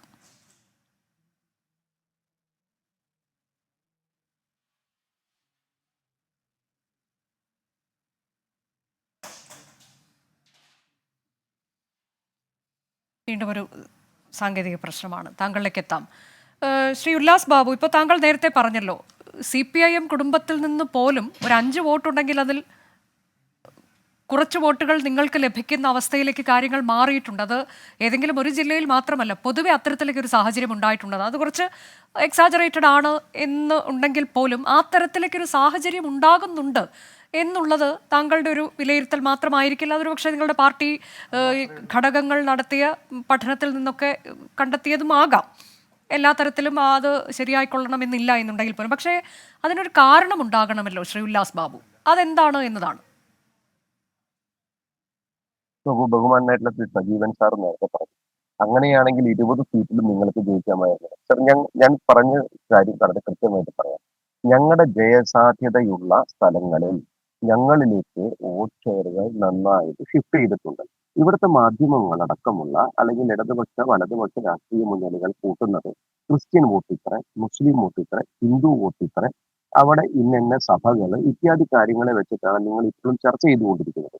ഞങ്ങളെ സംബന്ധിച്ചിടത്തോളം ഞങ്ങൾ ഇത്തവണ ഗ്രൗണ്ട് ലെവൽ വർക്ക് ചെയ്ത സമയത്തും ഞങ്ങളെ പേജ് പ്രമുഖന്മാർ എന്ന് പറയപ്പെടുന്ന ഞങ്ങളുടെ ചെറിയ ചെറിയ കുടുംബങ്ങളെ അടക്കമുള്ള ബൂത്ത് ലെവൽ പ്രവർത്തകരടക്കമുള്ള ആളുകൾ ഞങ്ങൾക്ക് തന്നിട്ടുള്ള റിപ്പോർട്ട് പ്രകാരം ഞങ്ങൾ നോക്കിയിട്ടുള്ളത് ഞങ്ങളുടെ ബെനിഫിഷ്യറീസ് എന്ന് പറയപ്പെടുന്ന ലാഭാർത്ഥികൾ എന്ന് പറയപ്പെടുന്ന ആളുകളുടെ വോട്ടുകൾ അടങ്ങുന്ന ഒരു ശൈലിയാണ്. അവിടെ ഞങ്ങൾ ഇത്രയും നോക്കിയിട്ടുള്ളൂ. ഇടതുപക്ഷത്തിന്റെയും വലതുപക്ഷത്തിന്റെയും വീടുകളിൽ നിന്ന് ഞങ്ങളുടെ പരമ്പരാഗത വോട്ടുകൾക്കപ്പുറത്ത്, ഞങ്ങളുടെ പിന്തുണ നൽകാൻ ആഗ്രഹിക്കുന്ന വോട്ടുകൾക്കപ്പുറത്ത് മറ്റ് രാഷ്ട്രീയ സംഘടനകളുടെ വോട്ടുകളെ എത്രത്തോളം അട്രാക്ട് ചെയ്യാൻ സാധിക്കുമോ ആ പ്രവർത്തനം ഞങ്ങൾ പരിപൂർണമായി നടപ്പിലാക്കിയിട്ടുണ്ട് എന്നുള്ളത് കൊണ്ട് തന്നെയാണ് ഞങ്ങളുടെ ആത്മവിശ്വാസം വർദ്ധിപ്പിക്കുന്നു എന്നും ഞങ്ങൾക്ക് വിജയ സാധ്യത MP മാർ കേരളത്തിൽ നിന്നുണ്ടാകുമെന്നുള്ള കാര്യത്തിൽ ഞങ്ങളൊരു ഉറപ്പ് പറയുന്നതും ഞങ്ങൾ അത് ആകാംക്ഷയോടുകൂടി കാത്തിരിക്കുന്നതും. അവിടെ അല്ല, ഞാൻ നിങ്ങളുടെ ചോദിച്ച ചോദ്യം നിരീക്ഷണങ്ങളൊന്നും അതിനുള്ള മറുപടി കൂടി ശ്രീ ഉല്ലാസ് ബാബു. അപ്പോൾ ഇതിനൊരു കാരണം എന്നുള്ളത് എന്താണ് എന്ന വിലയിരുത്തലിലേക്ക് കൂടി നിങ്ങൾ എത്തിക്കാണുമല്ലോ. ഒരുപക്ഷെ സർക്കാരിന്, കേരള സർക്കാരിനെതിരായ വികാരമാണോ, അതോ പ്രതിപക്ഷത്തിൽ വിശ്വാസമില്ലാത്തതാണോ, ഇനി അതൊന്നുമല്ല മോദി ഫാക്ടറിലുള്ള വിശ്വാസമാണോ, മോദി സർക്കാർ ഈ കഴിഞ്ഞ 5 വർഷം അല്ലെങ്കിൽ 10 വർഷം ചെയ്ത കാര്യങ്ങളിലുള്ള വിശ്വാസമാണോ? 4 കാര്യങ്ങളാണ് അനുജാനുള്ളത്. ഒന്ന്, ഞങ്ങൾക്ക് പ്രധാനമായി പറയാനുള്ളത് 10 വർഷക്കാലം നരേന്ദ്രമോദി സർക്കാരിന്റെ അധികാരത്തിലിരുന്നതിന് ശേഷം ഞങ്ങൾ നടത്തിയ പ്രവർത്തനങ്ങളുടെ ഞങ്ങളുടെ ആത്മവിശ്വാസം. നമ്പർ 2, ഈ കേരളം അധികാരത്തിൽ വന്ന് പിണറായി വിജയന്റെ നേതൃത്വത്തിലുള്ള 8 വർഷക്കാലത്തെ ഇടതുപക്ഷ ഭരണം മടുത്തൊന്നേ സത്യസന്ധമായിട്ട് അത് മച്ച ഭാഷയിൽ പറയുകയാണെങ്കിൽ ആളുകൾക്ക് വെറുപ്പും അറപ്പുമായിരിക്കും ഇവരോട്. എന്നാൽ ഇവർ ചെയ്യുന്ന ഈ നെറുകെട്ട പ്രവർത്തനങ്ങളെ കൃത്യമായി ചോദ്യം ചെയ്തുകൊണ്ട് അതിൽ സർക്കാർ എടുക്കുന്ന നയങ്ങളെ മാറ്റിക്കാനുള്ള കപ്പാസിറ്റിയുള്ള രീതിയിലേക്ക് ഇവിടുത്തെ പ്രതിപക്ഷം വളരുന്നുമില്ല. സ്വാഭാവികമായിട്ട് ഈ കാര്യങ്ങളിലൊക്കെ യുവജനങ്ങൾക്ക് കൃത്യമായിട്ടുള്ള നിലപാടുകളുണ്ട്. പണ്ടത്തേക്കാൾ ഉപരി സോഷ്യൽ മീഡിയ അടക്കമുള്ള വിവിധ പ്ലാറ്റ്ഫോമുകൾ ഏറെ സ്വാധീനം ചെലുത്തിയിട്ടുള്ള ഒരു തെരഞ്ഞെടുപ്പും കൂടിയാണ്. സ്വാഭാവികമായിട്ട് അമ്മമാരടക്കമുള്ള യുവജനങ്ങളടക്കമുള്ള ആളുകൾ ഇവിടുത്തെ ഭരണപക്ഷത്തെയും ഇവിടുത്തെ പ്രതിപക്ഷത്തെയും, പിന്നെ ഇത് ഇന്ത്യ സർക്കാർ രൂപീകരിക്കുന്ന ഒരു തെരഞ്ഞെടുപ്പാണ്. സ്വാഭാവികമായിട്ട് നമുക്ക് രാഹുൽ തരംഗം, ആ തരംഗം ഉണ്ടായി ഇന്ത്യ മുന്നണി ഡെവലപ്പ് ചെയ്ത് വരുന്നു. ശ്രീ ആനന്ദ് കൊച്ചുകൂടി, നേരത്തെ താങ്കൾക്ക് പറഞ്ഞു വന്നത് പൂർത്തിയാക്കാം. അല്ല, ഞാൻ പറഞ്ഞു വന്നത് BJPക്ക് ഇത്തവണ സീറ്റുകൾ കിട്ടുമെന്നാണ് പല എക്സിറ്റ് പോൾ സർവേകളും പറയുന്നത്. പ്രത്യേകിച്ചും ദേശീയ എക്സിറ്റ് പോൾ സർവേകൾ, അത് 1-ൽ കൂടുതൽ കിട്ടുമെന്ന് പറയുന്ന സർവേകളുമുണ്ട്. ചില സർവേകൾ, പ്രത്യേകിച്ചും ആക്സിസ് മൈ ഇന്ത്യ, 27% വരെ BJP അഥവാ NDAക്ക് കേരളത്തിൽ കിട്ടുമെന്ന് പറയുന്നുണ്ട്. അത് അത്രയ്ക്ക് ഇപ്പോൾ കഴിഞ്ഞ തവണ കിട്ടിയ 15% അല്ലെങ്കിൽ അതിനുശേഷം നടന്ന അസംബ്ലി തെരഞ്ഞെടുപ്പിൽ നടന്നപ്പോൾ 13% കിട്ടിയത് നേരെ ഇരട്ടിയായിട്ട് 27-26 എത്തും എന്ന് കരുതാൻ എന്തായാലും എനിക്ക് വയ്യ. അത് BJPയുടെ തന്നെ കണക്കുകൂട്ടലുകൾ, അവരുടെ കോർ കമ്മിറ്റി വിലയിരുത്തിയ കണക്കുകൂട്ടലുകളെക്കാൾ തന്നെ കൂടുതലായ കണക്കുകളാണ്. അത് എന്തായാലും ഇത്തിരി അവിശ്വസനീയമാണ്. BJPക്ക് ചിലപ്പോൾ ഒരു സീറ്റ് കിട്ടിയേക്കാം. അത് കിട്ടുകയാണെങ്കിൽ തൃശ്ശൂരായിരിക്കും. രണ്ടാമത്തെ സാധ്യതയുള്ള സീറ്റ് തിരുവനന്തപുരത്താണ്. പക്ഷെ അവിടെ ജയിക്കാൻ പറ്റുമോ എന്ന് എനിക്ക് സംശയമാണ്. കാരണം അവർ ലത്തീൻ വോട്ടുകളും CSI വോട്ടുകളും ഒക്കെ കിട്ടാൻ പരമാവധി ശ്രമിച്ചെങ്കിലും അവസാനം ഡൽഹിയിലെ ലഫ്റ്റനന്റ് ഗവർണർ ഇവിടെ വിനയ്കുമാർ സക്സേനയെ തെരഞ്ഞെടുപ്പിന് 2 ദിവസം മുൻപ് കേരളത്തിൽ ഇവിടെ വിട്ടിട്ട് അദ്ദേഹം പല മെത്രാന്മാരെയും ബിഷപ്പുമാരെയും ഒക്കെ കണ്ടിട്ടും ലത്തീൻ അതിരൂപതയിൽ എത്തിയപ്പോൾ അദ്ദേഹത്തെ സ്വീകരിക്കാനോ അല്ലെങ്കിൽ അദ്ദേഹത്തിന് അപ്പോയിന്റ്മെന്റ് കൊടുക്കാനോ തയ്യാറാകിയില്ല എന്ന് മാത്രമല്ല, ലത്തീൻ രൂപതയിലെ പള്ളികളിലെല്ലാം തിരുവനന്തപുരത്ത് FCR നിരോധനത്തെ സംബന്ധിച്ചുള്ള ഇടയലേഖനം വായിക്കുകയും ചെയ്തു. ആ വോട്ടുകളെല്ലാം രാജീവ് ചന്ദ്രശേഖരനല്ല, ശശി തരൂറിന് തന്നെ കിട്ടിയതായിട്ടാണ് ഞാൻ മനസ്സിലാക്കുന്നത്. അതുകൊണ്ട് തന്നെ തിരുവനന്തപുരത്ത് രാജീവ് ചന്ദ്രശേഖർ ജയിക്കണമെങ്കിൽ വലിയ അത്ഭുതം നടക്കണം. അപ്പോൾ പിന്നെ BJPക്ക് ഈ ആറ്റിങ്കലിലും പത്തനംതിട്ടയിലും ഒക്കെ സീറ്റുകൾ ജയിക്കാൻ പറ്റുമെന്നൊക്കെ കരുതുന്നത്, എനിക്ക് തോന്നുന്നത് കഴിഞ്ഞ തവണ 2019 ശബരിമല പിന്നാലെ അതെ, ഇതൊക്കെ ശരിയാണ്. പക്ഷേ ഈ എക്സിറ്റ് പോൾ, നമ്മൾ നേരത്തെ എപ്പോഴും നമ്മൾ പറയുന്ന ഒരു കാര്യം, എക്സിറ്റ് പോളുകൾ പാളിയിട്ടുള്ള ചില കാര്യങ്ങൾ കൂടി എടുത്തു പറഞ്ഞുകൊണ്ടാണ് നമ്മൾ ഈ ഘട്ടത്തിലൊക്കെ സംസാരിക്കുന്നത്. പക്ഷെ അപ്പോഴും ഇതിൽ India today my axis survey എന്നുള്ളത് ഈ മറ്റ് പല ഏജൻസികളുടെ എക്സിറ്റ് പോൾ സർവേകളും പാളിപ്പോയപ്പോഴും ഇവരുടേത് അത് യാഥാർത്ഥ്യവുമായി ചേർന്ന് നിന്നിട്ടുള്ളതാണ് എന്നുള്ളതാണ്. അങ്ങനെ വരുമ്പോൾ അവർ പറയുന്നതും ഇതേ കണക്ക് തന്നെയാണ് എന്നുള്ളതിൽ നമ്മൾ എങ്ങനെയാണ് അതിനെ എടുക്കേണ്ടത്? ഈ ചർച്ചകളൊക്കെ ഇനി കുറച്ച് സമയം കൂടി നിൽക്കുകയുള്ളൂ. അവരാണ് ഏറ്റവും അവിശ്വസനീയമായ ഈ കണക്ക് കൊണ്ടുവന്നിട്ടുള്ളത്. മറ്റ് സർവേകളൊന്നും ഇത്രയും വോട്ട് ശതമാനം എന്തായാലും BJPക്ക് കൊടുക്കുന്നില്ല. സീറ്റുകളൊക്കെ 3 സീറ്റുകൾ വരെ കൊടുക്കുന്നു. റിപ്പബ്ലിക് 1 സീറ്റാണ് കൊടുക്കുന്നത്. അല്ലെങ്കിൽ സി വോട്ടർ കൊടുക്കുന്നുണ്ട്, സീറ്റുകൾ കൊടുക്കുന്നുണ്ട്. ഒരു സർവേയിൽ 0 എന്നുള്ളതാണ് കേരളത്തിൽ NDAക്ക്. അതെ, അപ്പോ ആക്സിസ് മൈൻഡ് തന്നെയാണ് ഈ ഇത്രയും ശതമാനം വോട്ട് കൊടുക്കുന്നതും ഇത്രയും സീറ്റുകൾ കൊടുക്കുന്നതും. പക്ഷേ ഞാൻ ആ സർവേ കണ്ടപ്പോൾ തന്നെ അതിനോട് വിയോജിക്കുകയും ആ ചാനൽ ചർച്ചയിൽ, ഇന്ത്യ ടുഡേയുടെ ചാനൽ ചർച്ചയിലെ ഫ്ലോറിലിരുന്ന TS സുധീർ ഈ ഫിഗേഴ്സ് കണ്ടപ്പോൾ എന്നെ ബ്രേക്കിൽ എന്നെ വിളിക്കുകയും ചെയ്തപ്പോൾ തന്നെ ഞാൻ അദ്ദേഹത്തോട് പറഞ്ഞതാണ് ഇത് സംഭവിക്കാൻ സാധ്യതയില്ല, തീരെ സാധ്യതയില്ല എന്നും. അദ്ദേഹം ആ ചർച്ചയിൽ അതിനുശേഷം അത് തന്നെയാണ് പറഞ്ഞത്. കാരണം 13%, 15% നിന്ന് നേരെ ഇരട്ടിയായി 26%, അതും LDFന് കൊടുക്കുന്ന 29%. കേരളത്തിൽ ഇവിടെ പ്രധാനമായിട്ട് ഇപ്പോഴും തെരഞ്ഞെടുപ്പ് ഡയറക്റ്റ് ഒരു കോൺടെസ്റ്റ് ആയിട്ടാണ് നടക്കുന്നത്, LDF വേഴ്സസ് UDF. BJP ശരിയാണ് 4-5 സീറ്റുകളിൽ അവർക്ക് ഇപ്പോൾ ഒരു ത്രികോണമാക്കി മാറ്റാൻ പറ്റിയിട്ടുണ്ട്. ആലപ്പുഴയിൽ ഉൾപ്പെടെ നമ്മൾ ത്രികോണമാണെന്ന് കരുതിയാൽ പോലും എങ്ങനെയാണ് LDFനും BJPക്കും അല്ലെങ്കിൽ NDAക്കും തുല്യമായിട്ടുള്ള 27-29 എന്ന് പറഞ്ഞാൽ ഏകദേശം തുല്യമാണല്ലോ. അങ്ങനെ ഒരു സ്ഥിതിയിലേക്ക് എങ്ങനെ എത്താൻ പറ്റും? നമ്മൾ സാമാന്യ യുക്തി ഉപയോഗിച്ച് അതിന് മറുപടി എന്താണ് അഡ്വക്കേറ്റ് ഉല്ലാസ് ബാബു? ഇപ്പോൾ 27%, 29%, 27 എന്ന് പറയുന്നത് BJPയുടെ വോട്ട് ഷെയർ ആണ് കേരളത്തിൽ. ഇപ്പോൾ ഈ എക്സിറ്റ് പോൾ ഫലങ്ങൾ ചൂണ്ടിക്കാട്ടുന്നത് അങ്ങനെയാണ്. LDFന് 29%, അതായത് 2% വ്യത്യാസത്തിൽ വന്നു നിൽക്കുന്നു എന്ന് പറയുന്നത് നിങ്ങളത് ഉൾക്കൊള്ളുന്നുണ്ടോ?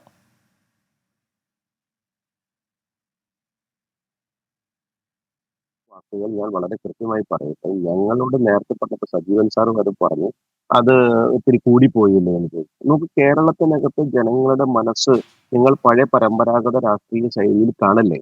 അതിൽ നിന്ന് നിരവധി മാറ്റങ്ങൾ എന്റെ ചെറുപ്പക്കാരടക്കമുള്ള ചോദ്യം ഈ ആളുകൾക്ക് ഒരു കാര്യത്തിൽ BJPയുടെ ഞങ്ങളുടെ ടേക്ക് വോട്ട് എന്താണ് എന്നുള്ളതാണ്. ഇത്തരത്തിലേക്കൊരു വർധന നിങ്ങൾ ഞങ്ങളുടെ പ്രതീക്ഷിക്കുന്നുണ്ടോ?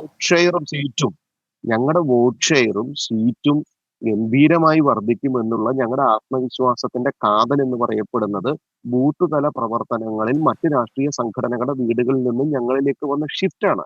ആ വോട്ടിംഗ് പാറ്റേൺ ഞങ്ങളുടെ രാഷ്ട്രീയ സംഘടനയ്ക്ക് വ്യക്തമായിട്ടുണ്ട്. ആ ശുഭാപ്തി വിശ്വാസമാണ് ഞങ്ങൾ പങ്കുവെക്കുന്നത്.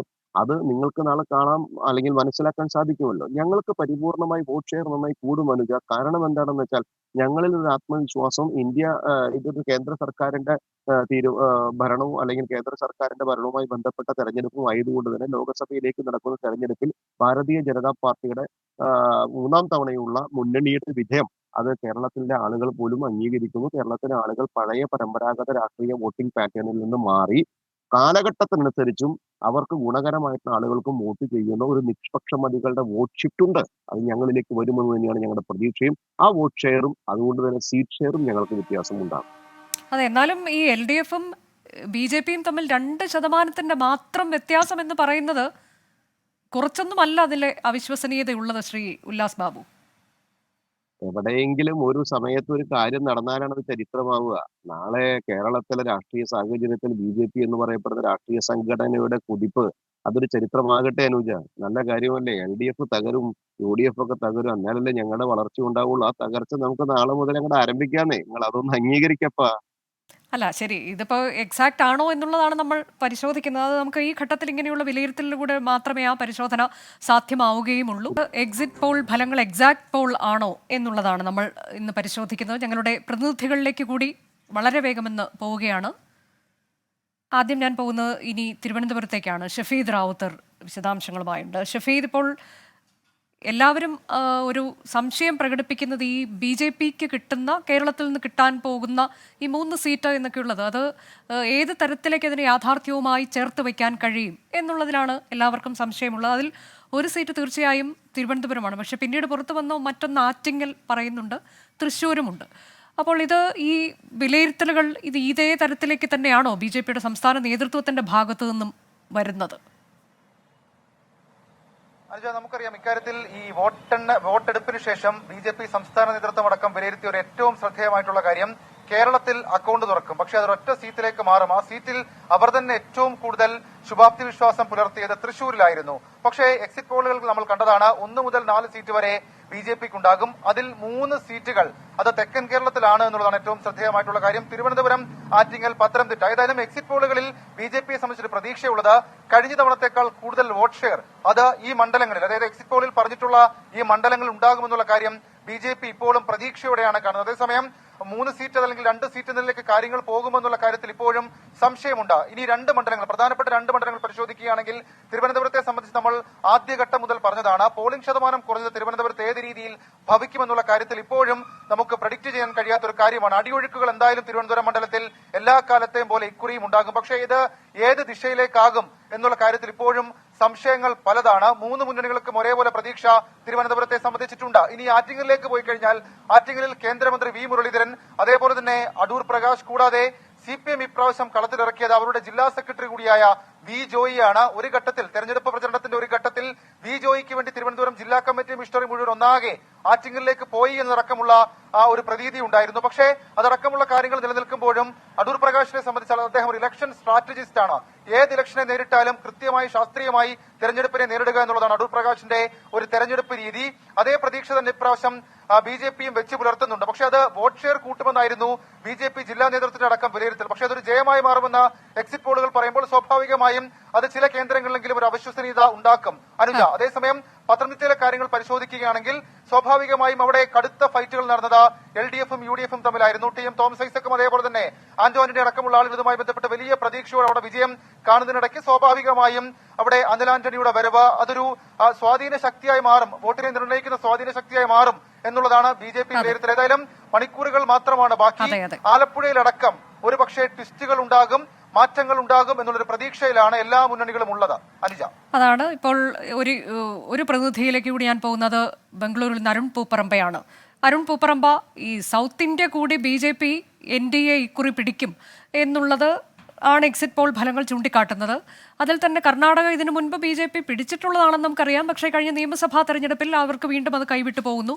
എന്നാൽ ഈ ലോക്സഭാ തെരഞ്ഞെടുപ്പ് വരുമ്പോൾ വീണ്ടും എക്സിറ്റ് പോൾ ഫലങ്ങൾ കാണിക്കുന്നത് BJP അവിടെ ശക്തിയായി മാറും എന്നുള്ളത് തന്നെയാണ്. അവിടെ പല കാര്യങ്ങൾ തെരഞ്ഞെടുപ്പ് പ്രചാരണ വേളയിൽ ഒരുപക്ഷെ ഈ NDA മുന്നണിയെ ഞെട്ടിച്ചുകൊണ്ടൊക്കെയുള്ള ചില സംഭവങ്ങൾ ഉണ്ടായിട്ടുണ്ട്, ലൈംഗികാതിക്രമ കേസ് ഉൾപ്പെടെയുള്ളവ. പക്ഷെ അതൊന്നും വിഷയമാകാത്ത തരത്തിലേക്കൊരു മുന്നേറ്റം അത് അവിടുത്തെ സംസ്ഥാന BJP നേതൃത്വവും പ്രതീക്ഷിക്കുന്നുണ്ട് എന്നാണോ? കോൺഗ്രസ് അത് തള്ളുന്നുണ്ടെങ്കിൽ പോലും. അനുജ, നമുക്കറിയാം ദക്ഷിണേന്ത്യയിൽ BJPക്ക് ഏറ്റവും സ്വാധീനമുള്ളൊരു സംസ്ഥാനം കർണാടക തന്നെയാണ്. മറ്റു സംസ്ഥാനങ്ങളിൽ BJPയെ സംബന്ധിച്ച് അവർ കൂടുതൽ സീറ്റുകൾ നേടുമെന്ന് പറയുമ്പോഴും കർണാടകയിൽ നിന്നാണ് അവർക്ക് കൂടുതൽ സീറ്റുകൾ നൽകാൻ കഴിയുക എന്ന് തന്നെയാണ് BJP വിലയിരുത്തുന്നത്. കഴിഞ്ഞ ലോക്സഭാ തെരഞ്ഞെടുപ്പ് 2019 28 മണ്ഡലങ്ങളിൽ 25 BJPയാണ് വിജയിച്ചത്. അതിൽ ഈ വടക്കൻ തീരദേശ മേഖലയിലേക്ക് 1 ലക്ഷം 2 ലക്ഷത്തിന് മുകളിലാണ് അവരുടെ ഭൂരിപക്ഷം ഉണ്ടാവുകയും ചെയ്തത്. ഈ തവണ തെരഞ്ഞെടുപ്പിലുണ്ടായിരുന്നു BJPയെ സംബന്ധിച്ചിടത്തോളം കർണാടകയിൽ അവർക്ക് പൊതുവെ കന്നഡിഗരുടെ ഒരു വോട്ടിംഗ് പാറ്റേൺ അനുസരിച്ച് നിയമസഭാ തെരഞ്ഞെടുപ്പിൽ നിന്ന് വ്യത്യസ്തമായ ഒരു വോട്ടിംഗ് പാറ്റേൺ ഉണ്ട് ഇവിടെ. കഴിഞ്ഞ ഒരു 3.5 പതിറ്റാണ്ട് കാലമായി BJPക്ക് അനുകൂലമായിട്ടാണ് ലോക്സഭാ തെരഞ്ഞെടുപ്പിൽ ഇവിടുത്തെ കന്നഡിഗർ ചിന്തിക്കാറുമുള്ളത്. അതുകൊണ്ട് തന്നെ 20 സീറ്റിന് മുകളിലേക്ക് മാത്രമാണ് BJPയെ സംബന്ധിച്ചിടത്തോളം അവരുടെ ചിന്ത. പരമാവധി സീറ്റുകൾ ഇവിടുന്ന് നേടുക എന്ന് തന്നെയാണ് അവർ ലക്ഷ്യമിടുകയും ചെയ്തത്. എന്നാൽ തെരഞ്ഞെടുപ്പ് വോട്ടെടുപ്പിന്റെ പ്രചാരണ ഘട്ടത്തിലുണ്ടായ ഇപ്പോൾ അനുജ സൂചിപ്പിച്ചതുപോലെ തന്നെ വലിയ അതായത് കർണാടക രാഷ്ട്രീയത്തിൽ തന്നെ വലിയ ചലനമുണ്ടാക്കിയ ദേശീയ തലത്തിൽ ചർച്ച ചെയ്യപ്പെട്ട ഈ ലൈംഗിക അതിക്രമ കേസ് ഉൾപ്പെടെ ഉണ്ടായിരുന്നു. ഒരുപക്ഷെ 2ാം ഘട്ടത്തിലാണ്, അതായത് കർണാടകയിലെ 2ാം ഘട്ട തെരഞ്ഞെടുപ്പിന്റെ സമയത്താണ് BJPയുടെ ശക്തി കേന്ദ്രങ്ങളായ 14 മണ്ഡലങ്ങളിൽ വോട്ടെടുപ്പ് നടക്കുന്ന ഘട്ടത്തിലാണ് ഇത്തരത്തിലുള്ള പ്രശ്നങ്ങൾ ഉണ്ടാവുകയും ചെയ്തത്, ഈ വലിയ പ്രചാരണമായി മാറുകയും ചെയ്തത്. അവിടെ എന്നാൽ BJP പറയുന്നത് 1 ലക്ഷത്തിനും 2 ലക്ഷത്തിനും മുകളിൽ ഭൂരിപക്ഷമുള്ള ഈ മണ്ഡലങ്ങളിൽ ഈ വിഷയം എന്തെങ്കിലും ഒരു സ്വാധീനം ചെലുത്തി അവിടുത്തെ ജയപരാജയങ്ങളെ നിർണ്ണയിക്കുകയോ സ്വാധീനിക്കുകയോ ചെയ്യില്ല എന്നതാണ് BJP പറയുന്നത്. മറ്റൊന്ന്, ഈ എക്സിറ്റ് പോൾ ഫലങ്ങളാണ് നിലവിലുണ്ടായിരുന്ന രാഷ്ട്രീയ വിലയിരുത്തലുകളും, അതായത് BJPക്ക് തിരിച്ചടി ഉണ്ടാകുമെന്ന രാഷ്ട്രീയ നിരീക്ഷണങ്ങളും വിലയിരുത്തലുകളും എല്ലാം അപ്രസക്തമാക്കിക്കൊണ്ടായിരുന്നു എക്സിറ്റ് പോൾ ഫലങ്ങൾ വന്നത്. അതിൽ പല കാരണങ്ങളുണ്ട്. ഈ സാമുദായികമായിട്ടുള്ള ചില ഘടകങ്ങൾ BJPക്ക് അനുകൂലമായി പറയുന്നുണ്ട്. അതോടൊപ്പം തന്നെ പല വിലയിരുത്തലുകളും ഈ ഘട്ടത്തിൽ ഈ വിഷയത്തിൽ വരുന്നുണ്ട് കർണാടകയിൽ നിന്ന് എന്നുള്ളതാണ്. ഞാൻ തിരികെ അതിഥികളിലേക്ക് പോകുന്നു. ശ്രീ ആനന്ദ് കൊച്ചുകുടി, ഇപ്പോൾ നമ്മൾ ഇത്തവണത്തെ ഈ പ്രചാരണം നോക്കിക്കഴിഞ്ഞാൽ അതിൽ കോൺഗ്രസിന്റെ ഭാഗത്തു നിന്നൊക്കെ വലിയ വിട്ടുവീഴ്ച ഉണ്ടാകുന്നുണ്ട് പല സംസ്ഥാനങ്ങളിലും എന്ന് നമ്മൾ കണ്ടതാണ്. ഇതിനു മുൻപ് സംഭവിക്കാത്ത തരത്തിലേക്ക് കോൺഗ്രസ് സീറ്റുകളുടെ കാര്യത്തിലൊക്കെ വലിയ വിട്ടുവീഴ്ചകൾ, എല്ലാവരെയും ഒരുമിച്ച് കൊണ്ടുപോകുന്നതിനുള്ള അവരുടെ ശ്രമം, ഇതൊക്കെ കുറച്ച് കൂടുതൽ കണ്ട ഒരു തെരഞ്ഞെടുപ്പ് കാലയളവ് കൂടിയല്ലേ കടന്നു പോകുന്നത്. അപ്പോൾ അവിടെ ഉറച്ച പ്രതീക്ഷ അവർക്ക് വരാനുള്ള ഒരു കാര്യം അതുകൂടിയാണ്. അങ്ങനെ സഖ്യങ്ങൾ പലയിടത്തും ഉറച്ചത് തന്നെയായിരുന്നു എന്നുള്ളത്. അങ്ങനെ ഒരു പ്രതിപക്ഷം എന്ന തരത്തിലേക്ക് ശക്തമായ ഒരു പ്രതിപക്ഷമുണ്ട് എന്നൊരു ഫീൽ ഉണ്ടാക്കി കൊടുക്കാൻ ഇക്കുറി കുറച്ച് കൂടുതൽ കഴിഞ്ഞിട്ടില്ലേ? കഴിഞ്ഞ മുൻ തെരഞ്ഞെടുപ്പുകളൊക്കെ നമ്മൾ കമ്പയർ ചെയ്ത് നോക്കുമ്പോൾ ആ തരത്തിലേക്ക് നമുക്കതിനെ വിലയിരുത്തിയാൽ അത് തെറ്റ് പറയാനുണ്ട് എന്നെനിക്ക് തോന്നുന്നില്ല. അതുപോലെ രാഹുൽ ഗാന്ധി ആണെങ്കിലും പ്രിയങ്ക ഗാന്ധി ആണെങ്കിലും അതുപോലെ മറ്റ് നേതാക്കളൊക്കെയും പലയിടങ്ങളിൽ നടത്തിയ പ്രചാരണങ്ങൾ, അവർ ചൂണ്ടിക്കാണിച്ച വിഷയങ്ങൾ, ഇതെല്ലാം വളരെ പ്രധാനപ്പെട്ടതാണ്. ഒരു മറയുമില്ലാതെ പല വിഷയങ്ങളിലേക്കും പോകാനൊക്കെ കഴിഞ്ഞിട്ടുമുണ്ട്. പക്ഷേ എന്നിട്ടും എന്തുകൊണ്ട് ഈ തരത്തിലേക്ക് എക്സിറ്റ് പോൾ ഫലങ്ങൾ വരുന്നു എന്നുള്ളതിൽ നമ്മൾ എങ്ങനെയാണ് അതിനെ ഈ ഘട്ടത്തിലൊന്ന് വിലയിരുത്താൻ കഴിയുക? അനുജ, ഈ പ്രതിപക്ഷ ഐക്യം എന്നുള്ള ഈ ഒരു എന്താ പറയുന്നത്, ഇപ്പോൾ കോൺഗ്രസ് മറ്റ് സഖ്യകക്ഷികളെ കൂട്ടി ഇൻഡെക്സ് ഓഫ് ഒപ്പോസിഷൻ യൂണിറ്റി കൂട്ടി എന്നുള്ള ആ ഒരു ഒറ്റ വിഷയം, അത് എനിക്കൊന്ന് കേരളത്തിൽ പലപ്പോഴും അത് നമ്മൾ തെറ്റായ രീതിയിൽ വ്യാഖ്യാനം ചെയ്യാറുണ്ട്. കാരണം ഇവിടെ CPM പലപ്പോഴും പറയുന്ന ഒരു കാര്യമാണ്, കോൺഗ്രസ് അവിടെ CPMന് ഒരു സീറ്റ് കൊടുക്കുക അല്ലെങ്കിൽ മറ്റൊരു പാർട്ടിക്ക് ഒരു വിട്ടുവീഴ്ച ചെയ്താൽ അവിടെയൊക്കെ BJPയെ തോൽപ്പിക്കാൻ പറ്റില്ല എന്നുള്ളത്. അത് ചില അസംബ്ലി തെരഞ്ഞെടുപ്പുകളിൽ അത് ശരിയായിരിക്കും. പക്ഷേ ലോക്സഭാ തെരഞ്ഞെടുപ്പുകളിലേക്ക് വരുമ്പോൾ കഴിഞ്ഞ തവണ BJP ജയിച്ച 303 സീറ്റിൽ 224 സീറ്റും 50% കൂടുതൽ വോട്ട് വാങ്ങിച്ച് ജയിച്ച സീറ്റാണ്. ചില കർണാൽ പോലെയുള്ള സീറ്റുകളിലൊക്കെ 70% അന്ന് BJPക്ക് കിട്ടിയ വോട്ട്. അത് അന്ന് കോൺഗ്രസിന് കിട്ടിയത് 20%, അതായത് 50% പോയിന്റ്സ് ഡിഫറൻസ് ഉണ്ട്. അപ്പോൾ അത്രയും വോട്ട് സ്വിങ് മറിച്ച് ആക്കിയാൽ മാത്രമേ അവിടെയൊക്കെ ഇപ്പോൾ Congress versus BJP direct fight നടക്കുന്ന 200 സീറ്റുകളുണ്ട്. അപ്പോൾ കോൺഗ്രസിന്റെ പ്രശ്നം എന്താണെന്ന് വെച്ചാൽ ഈ ഡയറക്റ്റ് ഫൈറ്റ് നടക്കുന്ന ഹിന്ദി ഹൃദയഭൂമിയിൽ BJPയെ തോൽപ്പിക്കാൻ പറ്റുന്നില്ല. അവിടെയുള്ള അന്തരം വലിയ അന്തരമാണ്. ഇവിടെ സമാജ്വാദി പാർട്ടി ഉത്തർപ്രദേശിൽ വലിയ പാർട്ടിയാണ്, പക്ഷേ രാജസ്ഥാനിലും മധ്യപ്രദേശിലും ഛത്തീസ്ഗഡിലും പിന്നെ അതുകൂടാതെ ഹരിയാനയിലും ഒക്കെ കോൺഗ്രസ് ആണ് നമ്പർ 1 പാർട്ടി. അവിടെ ഇതുപോലെയുള്ള ചെറിയ പാർട്ടികൾ മത്സരിച്ചില്ലെങ്കിൽ വലിയ ഒരു വ്യത്യാസമൊന്നും വരാൻ പോകുന്നില്ല. കഴിഞ്ഞ തവണ ഇത്തവണ സിക്കർ സീറ്റ് രാജസ്ഥാനിൽ CPMന് കൊടുത്തിട്ടുണ്ട്. കഴിഞ്ഞ തവണ അവിടെ CPM ഒറ്റയ്ക്ക് മത്സരിച്ചതാണ്, പക്ഷെ കിട്ടിയ വോട്ട് 1% താഴെയാണ്. പക്ഷെ അവർക്ക് ആ സീറ്റ് കൊടുത്തിട്ടുണ്ട്. അതുകൊണ്ട് ആ 1% താഴെ കിട്ടിയ CPMും കോൺഗ്രസും കൂടെ ഒന്നിച്ച് മത്സരിച്ചാൽ കഴിഞ്ഞ തവണ BJPക്ക് 50% കൂടുതൽ കിട്ടിയ BJPയുടെ ആ സീറ്റ് പിടിച്ചെടുക്കാൻ പറ്റുമോ? ഇപ്പോൾ കഴിഞ്ഞ തവണത്തെ സാഹചര്യമില്ല എന്ന് പറയുമായിരിക്കും. അതായത് കഴിഞ്ഞ തവണ ദേശീയ സുരക്ഷയായിരുന്നു ഒരു വലിയ വിഷയം അവിടെ രാജസ്ഥാനിലൊക്കെ പ്രത്യേകിച്ചും. ഇത്തവണ രാജസ്ഥാനിൽ അവിടെ ചില ജാതികൾ, പ്രത്യേകിച്ച് രാജ്പുത്തുകൾക്കും ജാട്ടുകൾക്കും ഒക്കെ ഇടയിലുള്ള ചില നീരസം, BJPക്കെതിരെയുള്ള നീരസം, വസുന്ധര രാജെ സിന്ധ്യയെ BJP ഒരു നിർദാക്ഷിണ്യം മുഖ്യമന്ത്രി സ്ഥാനത്ത് നിന്ന് മാറ്റുകയും ഒരു ബ്രാഹ്മണനെ, ആരും കേട്ടിട്ടില്ലാത്ത ഭജൻലാൽ ശർമ്മ എന്ന ഒരു ബ്രാഹ്മണനെ ആ സ്ഥാനത്തേക്ക് കൊണ്ടുവരികയും ചെയ്തു.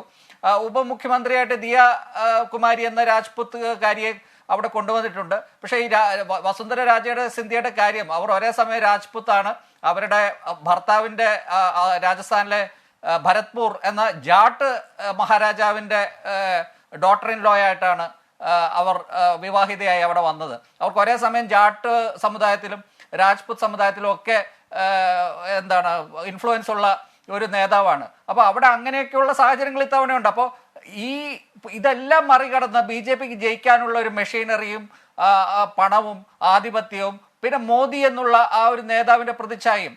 ഇത് പ്രശ്നം എന്താണെന്ന് വെച്ചാൽ നമ്മൾ കേരളത്തിൽ ഇരുന്ന് രാഹുൽ ഗാന്ധിയെ, കേരളത്തിൽ മലയാളികൾ കാണുന്ന ആ ഒരു രാഹുൽ ഗാന്ധിയെ വെച്ചാണ് നമ്മൾ ഉത്തരേന്ത്യയിലെ തെരഞ്ഞെടുപ്പുകൾ എക്സ്ട്രാപോളേറ്റ് ചെയ്യുന്നത്. പക്ഷേ ഉത്തരേന്ത്യയിൽ ഒരു ഡയറക്റ്റ് ഫൈറ്റ് നടക്കുന്നില്ല. അവിടെ മോദിക്കെതിരെ ആര് എന്ന ചോദ്യത്തിന് രാഹുൽ ഗാന്ധി എന്ന ആൾക്കാർ ഉത്തരം പറയുന്നില്ല. അമേഠിയിൽ രാഹുൽ ഗാന്ധി മത്സരിക്കാതെ, ഇത്തവണയും മത്സരിക്കാതെ അദ്ദേഹം റായ്ബറേലിയിലേക്ക് പോയതിന്റെ ഒരു ദൃഷ്ടാന്തം അത് തന്നെ സൂചിപ്പിക്കുന്ന എന്താണ്? ഇപ്പോൾ നമ്മൾ ഈ പല വിഷയങ്ങളിലേക്ക് ഏത് തരത്തിലേക്കാണ് ഇപ്പോൾ അരവിന്ദ് കെജ്രിവാൾ ജയിലിൽ നിന്ന് പുറത്തു വന്നതിന് ശേഷം അദ്ദേഹം ചില കാര്യങ്ങൾ പറയുന്നു, പിന്നീട് അത് മറുപടി പറയേണ്ട തരത്തിലേക്ക് BJP പ്രിയ സജീവൻ. ഇപ്പോൾ ഈ നമ്മൾ നേരത്തെ ആനന്ദ് കൊച്ചുകൂടി പറഞ്ഞതിന്റെ തുടർച്ചയായി ഞാൻ ചോദിക്കുകയാണ്, രാഹുൽ ഗാന്ധി, പ്രിയങ്ക ഗാന്ധി ഒക്കെ പലയിടങ്ങളിൽ നടത്തിയ പ്രചാരണങ്ങൾ, പല വിഷയങ്ങളെക്കുറിച്ച് അവർ സംസാരിക്കുന്നു. കൂടാതെ അഖിലേഷ് യാദവ് ആണെങ്കിലും തേജസ്വി യാദവ് ആണെങ്കിലും അവരൊക്കെ നടത്തിയ പ്രചാരണം, അതുകൂടാതെ ഇന്ത്യ സഖ്യം അവരുടെ മഹാറാലികൾ, അതിലെല്ലാ നേതാക്കളും ഒരുമിച്ച് നിൽക്കുന്നു. അരവിന്ദ് കെജ്രിവാൾ ജയിലിൽ നിന്ന് പുറത്തിറങ്ങിയതിനു ശേഷം അദ്ദേഹം നടത്തിയ ചില പ്രചാരണങ്ങൾ, അദ്ദേഹം പുറത്തു കൊണ്ടുവന്ന ചില കാര്യങ്ങൾ, പറഞ്ഞ ചില കാര്യങ്ങൾ, അതിൽ 75 വയസ്സ് പ്രായപരിധി ഉൾപ്പെടെയുള്ള ചില കാര്യങ്ങൾ അദ്ദേഹം വ്യക്തമാക്കുന്നു. പിന്നീട് അതിന് മറുപടി പറയേണ്ടതിലേക്ക് അമിത്ഷാ ഉൾപ്പെടെയുള്ള മുതിർന്ന നേതാക്കൾ എത്തിച്ചേർന്നു. അങ്ങനെയൊക്കെ ഒരു അവർ എന്ത് ഉദ്ദേശിച്ചു അതിലേക്ക് BJP കൊണ്ടുവന്ന തരത്തിലേക്കൊക്കെ നമ്മൾ ഈ പ്രചാരണ കാലഘട്ടത്തിൽ കണ്ടതാണ്. പക്ഷേ ഇപ്പോൾ ഈ എക്സിറ്റ് പോൾ ഫലങ്ങൾ നോക്കുമ്പോൾ ഇതൊന്നും ജനങ്ങൾക്കതൊന്നും ഒരു വിഷയമേ ആയിട്ടില്ല എന്ന തരത്തിലേക്കാണോ കാര്യങ്ങൾ പോയത്? എക്സിറ്റ് പോളിന്റെ അടിസ്ഥാനത്തിൽ മാത്രം 75 വയസ്സിന്റെ ഒരു ആരോപണമാണല്ലോ പറഞ്ഞില്ല. അത് എത്ര വോട്ടായിട്ട് മാറും? ഈ ഇന്ത്യ സഖ്യത്തിന്റെ നേതാക്കന്മാർ വലിയ ആരോപണങ്ങൾ, അല്ല, അതിനെയൊക്കെ ഒരു ഭയത്തോടെ ഇവർ കാണുന്നുണ്ട്. ഇത്തരം പലതരത്തിലുള്ള വോട്ടായോ എന്നുള്ളതല്ല, ഈ വിഷയമൊക്കെ BJP ഏറ്റെടുക്കേണ്ടി വന്നു എന്നുള്ളത്. അതായത് പ്രതിപക്ഷം ഉന്നയിക്കുന്ന വിഷയത്തിലേക്ക് അവർ എത്തിച്ചേരുന്നു. പ്രതിപക്ഷം അവിടെ ഉണ്ട്, സ്ട്രോങ് ആണ് എന്നൊരു ഫീലിംഗ് അവർക്ക് ഉണ്ടാക്കാൻ കഴിഞ്ഞില്ല. അവിടെയാണ് നമുക്ക് ഒരിക്കൽ പോലും അംഗീകരിക്കാൻ പറ്റില്ലെങ്കിൽ. ഞാൻ ഒരിക്കൽ പോലും നരേന്ദ്രമോദിയുടെ ഈ പ്രസ്താവനകൾ അംഗീകരിക്കുന്ന ഒരാളല്ല. പക്ഷെ അദ്ദേഹം നടത്തിയിട്ടുള്ള അതിതീവ്രമായിട്ടുള്ള വർഗീയത, മുസ്ലിം, അത് ജനങ്ങളെ പൂർണ്ണമായിട്ടും രണ്ടായിട്ട് വേർതിരിക്കുന്ന രൂപത്തിൽ അതിലൂടെ ഉണ്ടാക്കിയ വോട്ട് അതിലൂടെ കിട്ടുമെന്ന് അദ്ദേഹം കണക്കാക്കുകയാണ്. അദ്ദേഹം എന്തുകൊണ്ട് അദ്ദേഹത്തിന്റെ മണ്ഡലത്തിൽ വോട്ടെടുപ്പ് നടക്കുന്ന സമയത്താണല്ലോ അദ്ദേഹം ഇവിടെ വിവേകാനന്ദ പാറയിൽ പോയിട്ട് ധ്യാനം വരുന്നത്. അതൊക്കെ വെറുതെ ധ്യാനിക്കാൻ വേണ്ടി പോയതാണ് ഞാൻ വിചാരിക്കുന്നില്ല. വോട്ടാക്കി മാറ്റാൻ എന്തെല്ലാം തന്ത്രങ്ങൾ പ്രയോഗിക്കാമോ?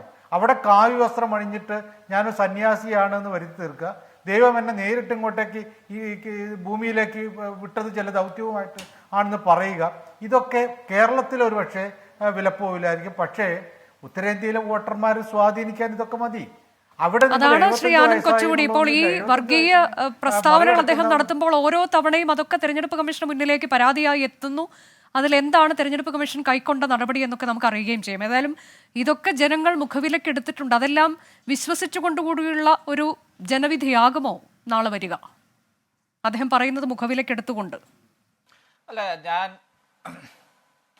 ഈ കോൺഗ്രസിന്റെ ഒരു വലിയ പരാജയം എന്താണെന്ന് വെച്ചാൽ അവരെപ്പോഴും അവർക്ക് കുത്തകയായിട്ടുള്ള വോട്ടർമാരെ മാത്രമാണ് അവർ അഡ്രസ്സ് ചെയ്യുന്നത്. BJPക്ക് വോട്ട് ചെയ്യുന്ന എല്ലാവരും ഇവിടെ കേരളത്തിൽ നമ്മളിരുന്ന് ഈ വിശകലനം ചെയ്യുന്നത് പോലെ എല്ലാവരും വർഗീയവാദികളല്ല. അത് അങ്ങനെ ഒരു തെറ്റിദ്ധാരണ മാറ്റണം. അല്ലെങ്കിൽ പണ്ട് കോൺഗ്രസിന് വോട്ട് ചെയ്ത ആൾക്കാർ ഇപ്പോൾ BJPക്ക് വോട്ട് ചെയ്യുമ്പോൾ അവർ വർഗീയവാദികളായിട്ട് മാറുന്നില്ല. ആ വോട്ടർമാരെ കോൺഗ്രസിന് അഡ്രസ്സ് ചെയ്യാൻ പറ്റുന്നില്ല. കോൺഗ്രസ് ഇത്തവണ 1 ലക്ഷം രൂപ മഹാലക്ഷ്മി സ്കീം എന്ന് പറഞ്ഞ് ഖട്ടാക്കട്ട് എന്ന് പറഞ്ഞ് രാഹുൽ ഗാന്ധി ഒത്തിരി പ്രസംഗങ്ങൾ നടത്തി. പക്ഷെ അത് ഈ ഇൻഫ്ലുവൻസേഴ്സ് ആയിട്ടുള്ള മിഡിൽ ക്ലാസ്സിന് അത് പലർക്കും പദ്യമല്ല. അവർ പറയുന്നത് എന്തിനാണ് 1 ലക്ഷം രൂപ ആൾക്കാർക്ക് വെറുതെ ഇങ്ങനെ കൊടുക്കുന്നത്? 2012 നമ്മുടെ പ്രധാനമന്ത്രി മൻമോഹൻ സിംഗ് പറഞ്ഞിട്ടില്ലേ, മണി ഡസൻ ഗ്രോ ഓൺ ട്രീസ്, പണം മരത്തേൽ കായ്ക്കില്ല. പിന്നെ ഇത് എങ്ങനെയാണ് ഇത് കൊടുക്കുന്നത്? നരേന്ദ്രമോദി പണ്ട് പറഞ്ഞു വിദേശത്തു നിന്നുള്ള ബ്ലാക്ക് മണി എല്ലാം കൊണ്ടുവന്നിട്ട് എല്ലാവർക്കും 15 ലക്ഷം വീതം വിതരണം ചെയ്യുന്നു. കോൺഗ്രസ് അങ്ങനെ പോലും പറയുന്നില്ല. ഈ പണം എവിടുന്ന് വരും എന്നുള്ള ഒരു ചോദ്യം ആൾക്കാർക്കുണ്ട്. ഈ 5 കിലോ ധാന്യം ജനങ്ങൾക്ക് കൊടുത്ത് അത് മോദി വോട്ടാക്കുന്നു എന്നാണ് പറയുന്നത്. ധാന്യം കൊടുക്കുന്നതിൽ ആർക്കും പ്രശ്നമില്ല. പക്ഷേ ഇങ്ങനെ ഈ ഇന്ത്യയുടെ റിസോഴ്സസ്, ഇപ്പോൾ ഇന്ത്യയിലെ മധ്യവർത്തി സമൂഹത്തിന്, മിഡിൽ ക്ലാസ്സുകൾക്ക് കോൺഗ്രസ് എങ്ങനെ എന്താ പറയുന്നത്, അവരുടെ വോട്ടുകൾ കോൺഗ്രസ് എന്ന് വാങ്ങിക്കാൻ അവർക്ക് പറ്റുമോ? കോൺഗ്രസിന് പറ്റുമോ? പണ്ട് വാങ്ങിച്ചിരുന്നതാണ്, പണ്ട് കിട്ടിയതാണ്. ആ വോട്ടുകളിലേക്ക് വോട്ടർമാരിലേക്ക് കോൺഗ്രസിന് ഇറങ്ങി ചെല്ലാൻ പറ്റാത്തിടത്തോളം നരേന്ദ്രമോദി ഇങ്ങനെ ജയിച്ചുകൊണ്ടിരിക്കും. അതെ, അങ്ങനെ പറ്റിയിട്ടുണ്ടോ എന്നൊക്കെയുള്ളതിന് ഉത്തരം ഒരുപക്ഷെ നമുക്ക് നാളെ അറിയാൻ കഴിയും. ഒരുപക്ഷെ എന്നല്ല, നാളെ അറിയാൻ കഴിയും. ഈ സമയമൊക്കെ ആകുമ്പോഴേക്കും അതിൽ കൃത്യമായൊരു തീർപ്പുണ്ടാകും എന്നുള്ളതാണ്. വളരെ നന്ദി ശ്രീ ആനന്ദ് കൊച്ചുകുടി, ശ്രീ A. സജീവൻ, ശ്രീ ഉല്ലാസ് ബാബു, താങ്കളുടെ പാർട്ടിക്ക് ഞാൻ എല്ലാ ആശംസകളും നേരുകയും ചെയ്യുന്നു. ഇനി ഏതാനും മണിക്കൂറുകൾ മാത്രമാണ് ജനവിധി അറിയാനുള്ളത്. ന്യൂസ് ഈവനിംഗ് അവസാനിക്കുന്നു.